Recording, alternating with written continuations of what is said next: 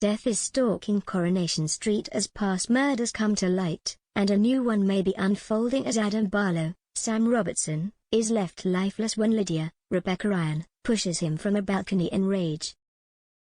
This is one potential dead body, but another we already knew about was that of Rick Nealon. And that whole sorry affair is about to return to haunt Gary Windus, Mikey North, in a big way. As Laura Nealon, Kel Allen, accuses him of murder, is the game up? Monday, March 21st.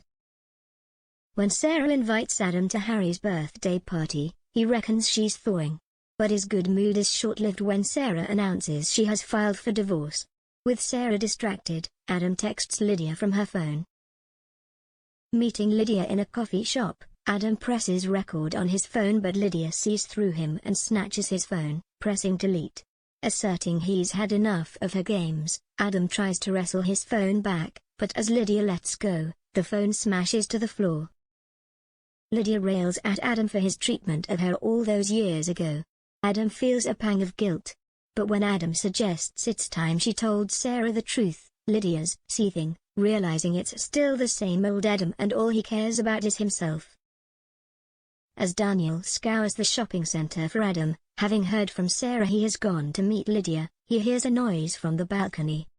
In a rage, Lydia slaps Adam and gives him an almighty shove. As Adam topples backwards over the railings, Lydia watches with horror. Meanwhile, Amy shows Ken the budget she's drawn up and asks if he'll release the money from Deirdre's trust fund to pay for her degree.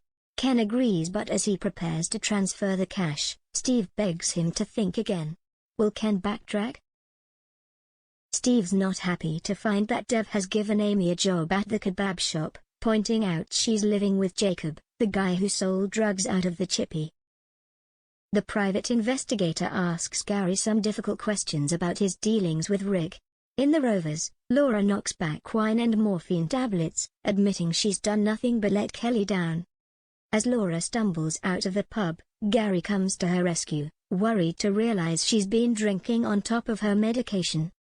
When Maria reveals that she's put her forward for trainee stylist of the year at the Northwest Hairdressing Awards, Kelly's gobsmacked. Phil tells Maria he has a plan to turn her campaign around. With Kirk dressed in his Buzzer the Bee costume, Phil produces a confidential report proving that the council are covering up the dangers of local air pollution. Wednesday, March 23rd. Go to Kel. When Aggie lets slip that Laura has been drinking on top of her meds, Kelly's furious. Calling her the most selfish mother in the world, she tells a crushed Laura she wants her out. Gary urges Kelly to cut her mum some slack and make the most of the time she has left. When Laura asks Gary to become Kelly's guardian, as he's more of a dad to her than Rick ever was, how will Gary react? When Maria shows Gary a picture of the new site for County's training ground, which has been moved because of her campaign, he's horrified as he reveals it's the spot he moved Rick's body to. Beth clocks Craig's bad mood and suggests that he didn't really want to leave the police force and there's more to it than meets the eye. Faye masks her guilt.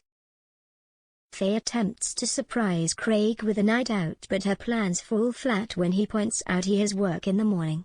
Craig admits to Emma that a part of him resents Faye for ruining his career. Gary and Maria head out at the polling station and pose for photos. But Maria feels terrible as Phil admits he may lose his job over the leaked report and Kirk has been sacked as Buzzer Bee. Was it worth it? The doctor tells Ken and Daniel that Adam has suffered a bleed behind the eye and needs an operation to save his sight. As they quiz Adam about his fall, suggesting Lydia's to blame, Adam claims he doesn't remember. Peter breaks the news to Sarah, who asserts Adam's no longer her problem, but Carla urges Sarah to be there for him when he wakes up as she clearly still cares about him. Will Adam be okay? Friday, March 25th. Rick rolled. Gary tells a worried Maria he plans to move Rick's body.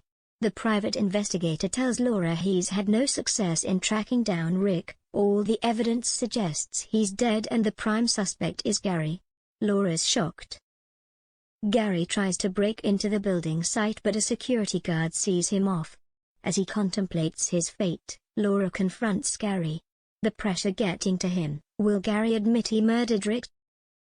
Faye confides in Elaine that she fears she might be pregnant, but the timing is awful as she and Craig are at loggerheads. Elaine urges her to take a test. Later, Craig says he will talk to his old boss about the possibility of rejoining the police force. Emma heads off for a secret rendezvous with John. Sally returns from Newcastle and Tim admits he's desperate to get her into bed.